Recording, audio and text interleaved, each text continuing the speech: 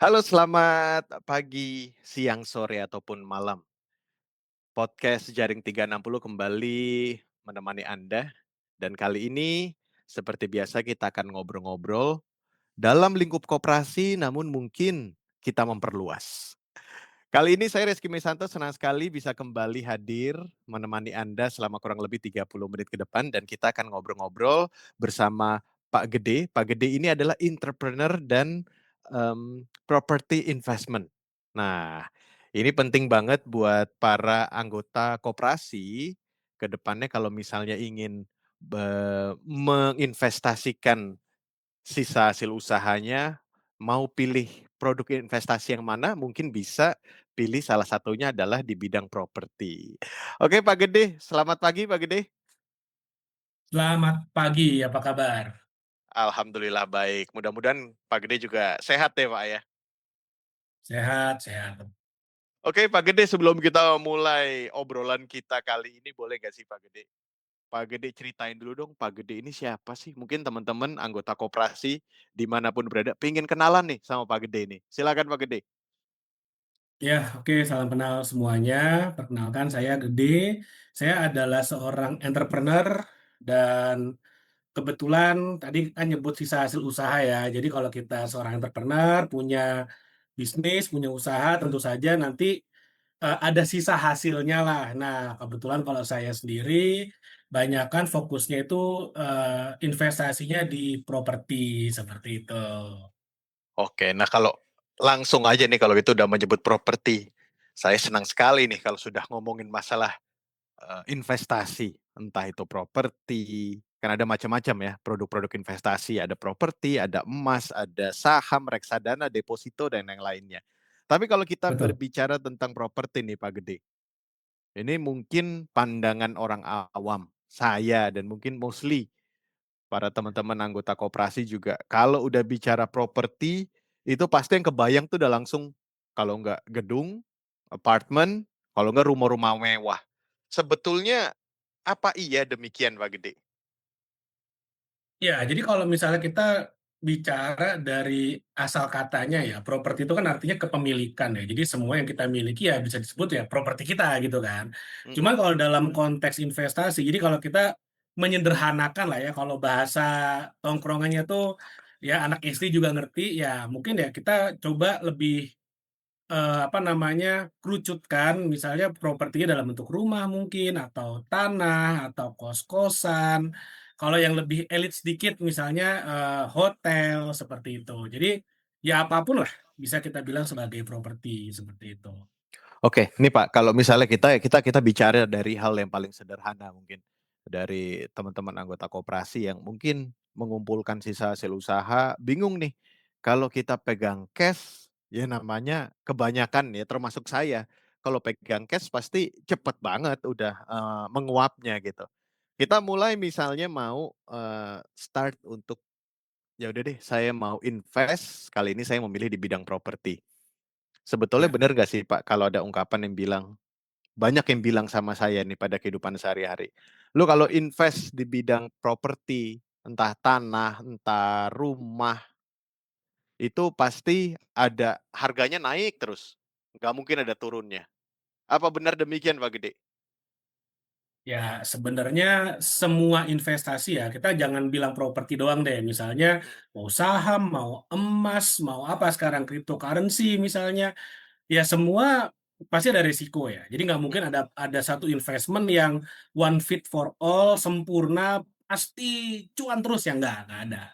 Tapi sebetulnya, investasi paling baik itu adalah investasi di instrumen-instrumen yang kita paham betul. Nah, kebetulan kalau saya pahamnya properti. Jadi ketika, saya pahamnya properti, maka saya tahu properti-properti seperti apa, atau properti-properti yang kalau istilahnya kan lokasi-lokasi gitu kan. Bagaimana mhm. memilih lokasi properti yang secara prospek itu ke depannya akan meningkat, seperti itu. Nah, jadi kalau kita bicara properti apa yang ke depannya akan meningkat, itu ada beberapa hal yang kita perhatikan. Pertama, oke, lokasi sangat penting, tapi bukan satu-satunya yang terpenting. Karena selain lokasi, kita juga harus tahu nih, akses ke sananya seperti apa, lalu kemudian konsep propertinya seperti apa, lalu kemudian surrounding-nya seperti apa nih. Kalau sekarang mungkin kalau bahasa kasarnya ya, oh ini tempat jin buang anak, tapi Mhm. kita tahu nih 2 tahun lagi, 3 tahun lagi bakal ada akses tol di sana. Nah, itu tuh surrounding-nya berkembang, seperti itu. Nah, itu memberikan probabilitas yang jauh lebih tinggi untuk kemudian harganya akan naik, sehingga investasinya lebih menguntungkan. Seperti itu kira-kira. Oke, berarti kalau misalnya, gini, tadi saya mau highlight nih, ada pertanyaan nih tiba-tiba nih, ada pertanyaan tiba-tiba gini, tadi Pak Gede bilang, kalau lokasi itu bukan segalanya. Tapi let's say gini Pak Gede, ada teman-teman anggota koperasi yang mungkin pingin, eee, me-invest di bidang properti, at the end dia kan macam-macam ya Pak Gede ya, kalau kita udah bisnis properti itu kan bisa disambungkan ke mana-mana, misalnya salah satunya kos-kosan. Kedua mungkin, teman-teman anggota koperasi mungkin ada yang berpikir juga untuk bikin, bisnis kayak laundry kiloan, atau mungkin bengkel motor, tempat cukur rambut, karena itu kan start dari, properti ya Pak Gede ya. Nah, Ya, ini betul. korelasinya gimana Pak Gede? Kalau tadi Pak Gede sempat bilang bahwa lokasi itu bukan yang intinya gitu, bukan yang satu-satunya gitu Pak Gede. Oke, jadi gini, lokasi penting, sangat penting, tapi bukan satu-satunya yang terpenting. Saya kasih contoh aja ya, misalnya Oke, gini, saya mau beli villa. Nah, oke, saya mau invest di properti dalam bentuk villa, oke. Nah, lalu kemudian, lokasi villa yang bagus di mana nih? Misalnya di Bali, di Canggu. Oke, kenapa Canggu? Karena di Bali, di Canggu khususnya, demand villa itu sangat tinggi, kebutuhannya sangat tinggi dan orang-orang yang punya villa di sana biasanya rame, full terus. Oke. Nah, pertanyaannya, Canggunya di mananya dulu? Tadi saya bilang nomor 2 setelah lokasi itu akses. Kalau misalnya saya punya lokasi di Canggu untuk villa, tapi kemudian tidak ada akses jalannya. Aksesnya tuh harus lewat helikopter, harus naik ke atas, ke lokasi baru turun. Ya itu otomatis secara investasi tidak prospektif, seperti itu. Lalu kemudian tadi nomor 3 yang saya sebutkan juga konsepnya harus jelas. Nah ini mhm, villanya mau villa yang seperti apa? Ingat kalau di Bali itu udah kiblatnya villa dunia deh, udah standarnya udah internasional. Kalau kita bikin yang konsepnya biasa-biasa aja, maka kalau kita coba tawarkan ke pasar, kita sewakan bisa jadi nggak laku karena kompetitor kita itu konsepnya udah ajaib semua, udah keren-keren mhm, banget, udah standarnya dunia. Nah, jadi kalau kita konsepnya biasa-biasa aja, kayak rumah, nah mungkin agak kurang kompetitif. Lalu yang mhm, keempat, surrounding-nya. Nah, kita lihat kalau misalnya kita punya, lokasi yang sekarang mungkin masih yang tadi saya bilang ya, bahasa kasarnya tempat jin buang anak. Tapi kita oke, tahu, oh nanti ke depan ini bakal dibangun pabrik misalnya, bakal, ada daerah perkantoran, pengembang besar akan masuk ke sana. Nah, ini jadi menarik sekali. Nah, itu jadinya kalau kita udah tahu, apa namanya, sebagai seorang, investor properti atau sebagai seorang pebisnis properti, kita udah paham dari sana, maka prospek atau probabilitas atau peluang investasi kita memberikan imbal hasil yang maksimal, itu akan jadi jauh lebih tinggi, seperti itu kira-kira. oke, berarti yang saya bisa highlight bahwa kadang kan gini ya, kalau kita mau invest di properti udah ketakutan itu yang seperti Pak Gede bilang, "Wah ini tempat jin buang anak nih, nanti nggak bakal laku." Berarti satu hal yang perlu di-highlight adalah kita jangan, langsung nge-judge bahwa tempat itu nggak akan produktif, tapi, kita harus lihat roadmap ke depannya tuh akan seperti apa, karena memang banyak sekali terjadi kan kayak di, eee, pinggiran kota Jakarta saja, kayak misalnya Depok, Cibubur yang awalnya yang seperti Pak Gede bilang tiba-tiba harganya naik seiring ada tol di mana-mana begitu. Nah, tapi yang pengen saya tanya nih juga buat teman-teman anggota koperasi yang masih mungkin berpikir kalau tempatnya nggak oke, nanti harganya nggak naik. Tapi seberapa ada peningkatan peningkatannya tuh berapa persen, Pak? Kalau misalnya bisa di-percentage dari 0 till 100% gitu, seiring adanya misalnya ada jalan tol atau ada, pusat perbelanjaan, itu peningkatan harga properti itu seberapa banyak, Pak, Gede? Oke, saya kasih contoh kasus yang real ya, yang kita pernah lakukan ya. Jadi gini, eee, tahun 2000 berapa ya, Covid tahun 2020 sampai 2023 lah ya, Mhm itu properti lagi turun-turunnya tuh, lagi jelek banget. Nah, tapi di saat yang sama, pada waktu itu tahun 2022, kami membangun sebuah hotel kecil lah ya, hotel kecil cuma 16 kamar di daerah Uluwatu. Nah, pada waktu itu, di tempat kami membangun itu bener-bener, ya kalau misalnya nanti, para penonton itu pernah tahu ya daerah Uluwatu di atas mhm bukit gitu, itu kan bahkan di sana air pun susah pada waktu itu, tidak ada air. Dan di tempat kami membangun, properti pada waktu itu, bener-bener tidak ada bangunan lain, kami satu-satunya yang membangun pada waktu itu. Jadi, secara daerah kalau dilihat pada waktu itu, prospeknya memang, kurang prospektif. Itu kejadian tahun 2022, masih PPKM ya, pembatasan apa, kegiatan masyarakat ya. mhm Itu masih pandemi waktu itu. Jadi secara prospek memang, sangat tidak menarik, tapi kami melihat jangka waktu ke depan. Nah, kita tahu ini kalau misalnya Covid udah selesai, ini prospeknya akan oke. Nah, ternyata terjadi seperti itu. Jadi, kita membangun, properti di sana sendiri, dan sekarang kalau kita ke sana, itu semua sekeliling isinya villa, hotel udah banyak sekali. Nah, waktu itu bagaimana peningkatannya? Jadi waktu itu kita membangun kurang lebih setahun, opening itu tahun 2022 bulan November. Jadi kita udah ngebangun dari tahun 2021 tuh, lagi mhm tengah-tengahnya pandemi kan, lagi tinggi-tingginya pandemi, kita membangun di sana. Nah, lalu kemudian tahun 2023 bulan Juni, itu ternyata ada investor. Jadi salah satu tamu yang menginap di sana, eee, dia nanya iseng ke staf, "Pak, ini, hotelnya oke juga nih, boleh ini dijual nggak sih?" Lah, dia kasih harga, kemudian kita info ke investor dan ternyata harganya cocok, akhirnya terjadi, jual beli.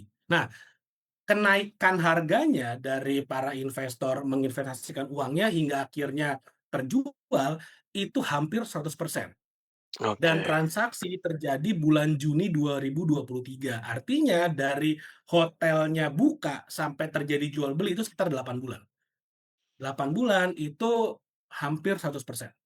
Nah, kenapa kok bisa terjadi seperti itu? Ya karena satu, kita tahu, oke lokasi ini ketika Covid selesai, ini akan menarik banget dan ini di Mhm Bali, di Uluwatu, seperti itu. Jadi demand-nya sangat-sangat tinggi. Jadi kita memanfaatkan rebound-nya pasar. Nah, jadi kalau kami berinvestasi di properti, itu filosofinya sebenarnya simpel banget. Nah, jadi, kita, yang namanya investasi pasti kan ada berapa kita masuk, kita mau exit di angka berapa, sesimpel itu. mhm Nah, jadi kita membangun atau membeli properti itu di harga murah, lalu kemudian goal-nya adalah kita exit atau kita jual di harga premium. Nah, sambil nunggu harganya kejemput atau sambil menunggu ada yang mau beli di harga yang kita inginkan, itu kita kelola propertinya. Jadi, apa namanya, kami kepada para investor pun akhirnya menyampaikan, ini kalau pada saat kejual nanti para bapak ibu investor akan dapat cuan yang lumayan. Tapi sambil nunggu harganya kejemput, sampai ada yang mau beli di harga yang kita inginkan, ya bapak ibu investor dapat, apa namanya, dapat cash flow dulu nih dari pengelolaan oke. properti. Itu kayak win-win solution seperti itu ya, Pak Gede, ya? Oke, Betul. Pak Gede, kalau kita balik lagi nih, kita bicara tentang teman-teman anggota koperasi yang pingin mulai untuk menggunakan sisa hasil usahanya, dapat nih setiap tahun, itu ibarat kata kayak bonus kan gitu kan. Nah, mereka pingin mulai untuk berinvestasi di bidang properti. Ya. Tapi, kebanyakan ya, kayak saya juga kalau suruh pilih berinvestasi atau bisnis, I don't know how to start gitu. Kadang-kadang kita, apa yang harus kita mulai, kita mau mulai start dari mana gitu. Nah, Pak Gede boleh nggak kasih sedikit tips mungkin buat teman-teman anggota koperasi yang mau mulai untuk berinvestasi di bidang properti itu harus start dari mana dan harus apa saja yang disiapkan, Pak Gede? Oke. Jadi nomor satu yang harus disiapkan kalau kita mau investasi di properti itu adalah knowledge-nya dulu, pengetahuannya dulu. Karena jangan sampai kita beli properti yang salah atau kita investasi di properti yang salah. Karena gini, properti itu nggak liquid. tapi properti itu sangat solid sekali. Artinya Oke. apa? Properti itu udah ada dari ribuan tahun yang lalu sampai sekarang, bahkan sampai ribuan tahun yang akan datang, pasti masih akan ada. Itulah properti. Tapi ya balik lagi, jangan sampai kita salah investasi properti, karena properti nggak ada yang harganya jutaan. Properti Oke. itu cukup mahal. Sehingga kita harus tahu apa yang kita lakukan. Karena kalau kita berinvestasi dengan benar di properti, maka hasilnya pun akan sangat solid sekali, seperti itu. Nah, kalau kita mau investasi di properti, tadi prinsipnya saya sudah sampaikan. Pertama, kita harus punya basic knowledge-nya dulu. Kalau misalnya teman-teman koperasi, jadi gini, teman-teman di koperasi itu sebenarnya udah memiliki, fondasi berpikir atau mindset yang sebenarnya udah sangat tepat, sadar maupun nggak sadar. Kenapa saya bisa bilang kayak gitu? Karena kan, koperasi itu kan basic-nya adalah simpan pinjam, gitu kan. Nah, Iya. proper itu adalah satu-satunya investasi yang kita bisa menggunakan leverage atau bisa menggunakan hutang lah pada apa namanya bahasa gaulnya ya, kita bisa ngutang untuk Mhm. beli properti. Bank pun ada fasilitas KPR untuk membeli properti. Artinya, para anggota koperasi itu sebenarnya udah punya basic berpikir yang sangat sangat enak sekali di lingkungan koperasi. Nah, mulainya dari mana? Saran saya, carilah properti-properti yang kemudian bisa tadi dilakukan, yaitu kita masuk, beli properti, sambil nunggu harganya dia kejual, bisa dikelola dengan baik. Sehingga sebelum sebelum, apa namanya, terjual, kita bisa dapat dividen atau bisa dapat cash flow. Ketika nanti propertinya terjual, kita dapat uang besarnya, seperti itu. Nah, itu dulu tuh dipahami. Lalu kemudian kalau misalnya bingung, "Ah, saya kan punya bisnis, saya kan punya karir, saya kan seorang notaris, saya kan dokter, punya praktek dan segala macamnya. Gimana caranya supaya investasi propertinya maksimal?" Bisa bekerja sama misalnya dengan, pengelola properti, yang mana nanti si pengelola ini yang akan mengelola propertinya, sehingga kita sebagai owner, sebagai investor tinggal dapat dividennya, seperti itu. Dari sana aja sebetulnya udah banyak menangnya tuh sebagai investor. Karena kalau dari apa ya, dari mentor saya ngajarin, properti itu prinsipnya adalah tahan mana atau mana tahan. Nah, kalau misalnya kita kalah kuat dengan cicilan propertinya, maka ya di sanalah ya kita mengalami kerugian, berpotensi mengalami kerugian. Tapi kalau misalnya dari cicilan propertinya bisa kebayar dari pengelolaan properti, nah itu kita banyak menangnya. Tunggu aja harganya naik, di sana kita jual. Seperti itu. Jadi sebelum harganya laku, kita happy dapat dividen, pada saat laku terjual, oh kita happy banget dapat capital gain. Kira-kira kayak gitu. Oke, berarti memang tadi saya mungkin mau terangin dulu ke teman-teman anggota, koperasi ya, tapi please Pak Gede correct me if I'm wrong ya. Eee, Tadi Pak Gede sempat sebutkan bahwa properti ini memang hasilnya nanjak terus tapi this is not a liquid investment. Jadi ini bukan investasi yang liquid. Liquid dalam arti di sini adalah yang sangat mudah dicairkan in case ada kebutuhan mendadak ya, tidak seperti kayak misalnya kita punya emas atau yang lain-lain gitu ya Pak Gede ya? Betul Oke. betul betul. Jadi, Mas, saya beli 1.000.000 sekarang, ada Mhm. kebutuhan besok, jual, selesai. Kalau properti nggak bisa. Makanya kita harus tahu apa yang kita lakukan dalam dunia properti. Kira-kira kayak gitu. Oke. Kalau gitu Pak Gede boleh nggak Pak Gede, biar sobat kop dan anggota koperasi tahu bahwa, kan ada tuh istilah kalau kita dalam investasi, risiko besar, hasil besar. Risiko kecil ya hasilnya kecil. Nah, untuk itu kan makanya juga kita selalu bicara, saya kalau kalau ngajak ngobrol teman-teman expertise gitu, pasti saya tanya plus minus. Plus minus ketika misalnya kita berinvestasi di bidang properti. Kan harus cover both side dong ya. Jadi jangan sampai kita seolah nanti memberikan angin surga aja, tapi tidak ada realitanya gitu. Pak Gede, silakan Pak. Oke, jadi kalau saya sebenarnya gini, misalnya saya, pitching ke investor ya, pasti investor nanya dong, "Ini resiko terburuknya apa?" Misalnya saya misalnya para investor ini invest di villa atau di hotel yang kemudian kami kelola, kan seperti itu. Saya selalu sampaikan, resiko terburuk dari investasinya adalah hotel atau villanya tidak ada tamu. Tidak tersewa atau okupansinya kosong, itu resiko terburuknya. Nah, lalu kemudian apa yang terjadi dengan investasinya? Tadi saya katakan juga, properti itu solid, barangnya ada, lalu kemudian secara umum nilainya naik terus. Artinya kalau misalnya, kita investasi di villa, di rumah, atau di hotel, di tanah, itu tidak ada penyewa, maka yang terjadi adalah kita punya barang yang kita jemur. Resiko terburuknya seperti itu. Resiko terburuknya adalah kita punya barang, tunggu aja harganya naik. Pertanyaannya adalah ketika kita punya barang, kita bisa nggak bayar cicilannya? Ketika kita nggak bisa bayar cicilannya, maka resiko terburuknya ya udah disita oleh bank. Itu resiko Mhm. terburuknya, seperti itu. Tapi kalau misalnya misalnya saya beli properti harga 1 miliar, cicilan misalnya 5 juta per bulan seperti itu. Saya bisa nggak bayar cicilannya? Kalau misalnya cicilan 5 juta, 10 juta per bulan bisa dibayar dari hasil sewanya, oh itu enak banget. Saya ongkang-ongkang kaki dapat properti gratis. Tapi kalau misalnya ternyata properti tidak tersewa, tapi kemudian saya punya sumber income lain yang bisa bayar cicilannya, itu juga enak banget. Saya akan punya properti nantinya ketika udah lunas. Resiko terburuknya seperti itu, tapi secara umum harganya akan naik, seperti itu. Oke, Pak Gede, ini tiba-tiba nih ada pertanyaan nakal tiba-tiba di pikiran saya ini. Tadi sempat sebutkan bahwa ada fasilitas untuk, KPR, mencicil lah gitu ya kalau kita mau beli, properti. Nah, kalau misalnya buat, sobat teman-teman anggota koperasi yang ingin memanfaatkan sisa hasil usaha kemudian ingin membeli properti, mana yang lebih baik? Apakah lebih bijak maksudnya ya? Apakah membeli secara cash atau by KPR? Sedangkan harus digarisbawahi, yang namanya KPR itu flat itu biasanya 3 sampai 5 tahun. At the end ada yang namanya floating. Nah, kalau kita melihat dari itu semua nih, ini suggestion buat teman-teman anggota koperasi nih. Mana yang lebih bijak nih, Pak Gede? Oke, jadi tergantung dari tujuannya. Nah, saya kasih contoh real kasus aja ya.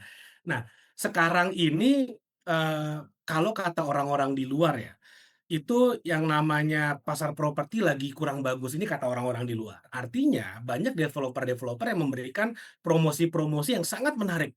Bahkan Mhm, ada yang free DP, iya, free biaya-biaya, itu banyak banget. Nah, mhm, artinya ini sebenarnya kesempatan untuk kita bisa memiliki properti tanpa modal. mhm, Nah, sekarang balik lagi, tujuan kita berinvestasi seperti apa? Bagi teman-teman yang misalnya, "Wah, saya kebanyakan cash, saya maunya beli cash aja, supaya saya nggak mikir." It's okay, nggak apa-apa. Itu berarti Anda punya kemampuan keuangan yang sangat baik dan itu bagus banget, itu nggak ada masalah. Nah, tapi bagi teman-teman yang kemudian, "Wah, saya nggak punya cash yang cukup banyak, tapi cash flow saya oke," seperti itu.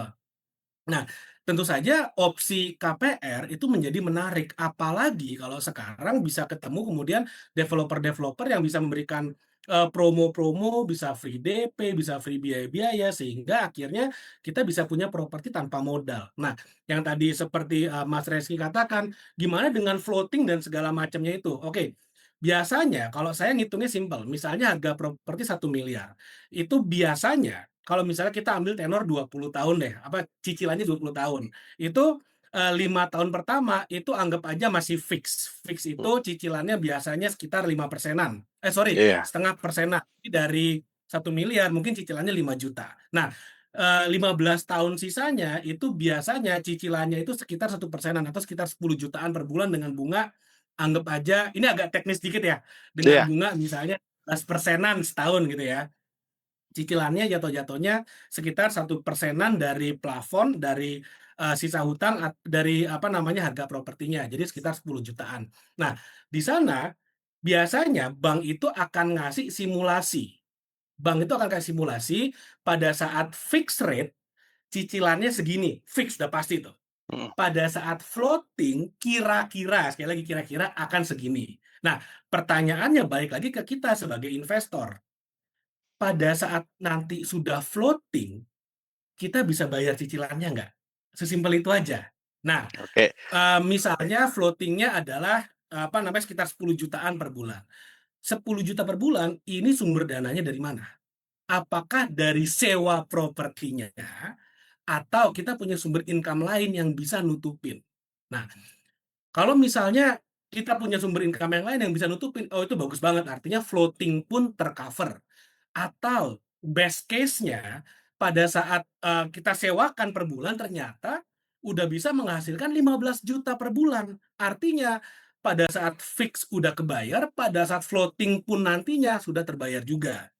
Atau ada opsi lain nih biasanya, beberapa bank itu punya punya pilihan, ada yang namanya bunga berjenjang. Artinya sampai dengan 20 tahun pun itu bunganya udah ketahuan tuh berapa, udah fix. Mhm, Jadi mau nantinya terjadi inflasi gede-gedean pun, ya udah fix, kita udah akad di angka sekian tuh ada juga. Nah itu mhm. biasanya bank syariah tuh menawarkan seperti itu, jadi udah fix dari awal sampai akhir tuh berapa, sampai lunas. Nah di sana, balik lagi, kita apa namanya, kalau best case-nya, bisa nggak dibayar dari sewanya? Atau kalau worst case-nya, sewanya tidak bisa menutupi, bisa nggak dibayar dari sumber income kita lainnya? Nah, jadi kita sebagai seorang investor properti, itu harus memperhitungkan hal-hal seperti itu, supaya, investasi properti kita balik lagi prinsipnya, tahan mana, mana tahan. Kalau kita nggak tahan bayar cicilan, ya kita berpotensi mengalami kerugian. Tapi kalau kemudian kita udah tahu, udah kebayang, "Oke, ini bisa nih kebayar dari sewanya." Oh, kita malah bisa dapat properti dengan tanpa modal, seperti itu. Oke, wah ini menarik nih. Mudah-mudahan obrolan kita ini bisa menjadi satu pertimbangan lah buat teman-teman anggota koperasi kira-kira pengen memanfaatkan sisa hasil usahanya ke bidang apa ya gitu. Mungkin salah satunya bisa mencoba ke bidang properti. Nah, Pak Gede, ini nggak terasa nih. Kayaknya kalau kita ngobrol nih bisa bablas nih 2-3 jam nih. Seru banget obrolannya. Tapi saya harus mengakhiri, tapi sebelum saya akhiri, Pak Gede boleh nggak kasih closing statement untuk teman-teman anggota koperasi yang mau mulai berinvestasi di bidang properti? The stage is yours, silakan. Oke, jadi properti itu, kenapa saya memilih properti ya sebagai pilihan investasi saya. Karena satu, properti itu sangat solid, demand-nya jelas, dan selama kita mengerti apa yang kita lakukan, sebenarnya properti itu banyakkan menangnya. Kalaupun dari sisi propertinya tidak, pengelolaannya tidak maksimal sekalipun, harganya cenderung naik. Kenapa? Karena manusia di Indonesia itu cenderung bertambah terus jumlahnya, sehingga kebutuhan properti itu akan selalu ada. Dan faktor terpenting ya, kenapa saya pilih properti, itu karena kita bisa kontrol. Saya kasih contoh, saya nggak bukannya membandingkan mana yang bagus, mana yang kurang, enggak. Tapi semua bagus, semua punya kelebihan. Tapi salah satu kelebihan properti, itu adalah kita bisa kontrol apa yang kita miliki. Misalnya, saya beli properti sekarang harga 1 miliar contoh, lalu kemudian saya ingin meningkatkan value-nya sehingga saya bisa jual di harga 1,2. Ada beberapa hal yang bisa saya lakukan. Pertama, saya bisa, saya bisa berikan interior yang menarik, interior yang bagus. Saya bisa perbaharui propertinya, saya bisa pakai cat yang menarik, saya bisa tambah kolam renang sehingga naikin value properti saya. Di investasi yang lain, saya sekarang beli 1 juta, saya mau jual di harga 2 juta, saya nggak bisa kontrol di yang lain. Tapi kalau di properti, itu kita bisa lakukan dan di properti itu bisa kita kita bisa dapatkan akuisisi tanpa modal kalau kita ngerti caranya. Dan bahkan yang mencicil propertinya pun, yang membayar propertinya pun bisa jadi bukan kita, kalau misalnya kita bisa kelola propertinya dengan baik, seperti itu. Jadi, sebetulnya di properti ini banyakkan menangnya kalau menurut saya, selama kita ngerti apa yang kita lakukan sehingga menjadi suatu pilihan yang menarik untuk, saya dan mungkin buat teman-teman dari anggota koperasi yang ingin masuk ke properti juga sebetulnya ini jadi, alternatif yang sangat menarik sekali. Terakhir, kenapa properti? Karena kita tahu, salah satu, aspek yang membuat orang kaya makin kaya, itu adalah karena inflasi, oke? Orang miskin jadi makin miskin karena inflasi. Nah, kenapa inflasi bikin orang kaya makin kaya? Simpel, karena orang-orang yang punya aset, ketika terjadi inflasi, maka harga asetnya pun naik. Nah, asetnya apa? Properti. Jadi inflasi menyebabkan harga properti makin naik, sehingga orang-orang yang memegang properti itu jadi makin kaya. Itulah kenapa properti menjadi sangat-sangat menarik sekali. Mungkin itu penutupan dari saya. Mudah-mudahan Oke, bermanfaat. Pak Gede, terima kasih sekali insight-nya di obrolan di podcast Jaring 360. Edisi kali ini kita membahas tentang, salah satu produk investasi yang bisa dilirik oleh teman-teman anggota koperasi adalah properti. Oke, tapi kembali lagi, life is a matter of choice. Kami serahkan semua pilihannya kepada teman-teman anggota koperasi, kami hanya memberikan saran Dan kayaknya kapan-kapan kita harus ngobrol lagi Pak Gede, dengan topik-topik yang lebih menarik lagi Pak Gede.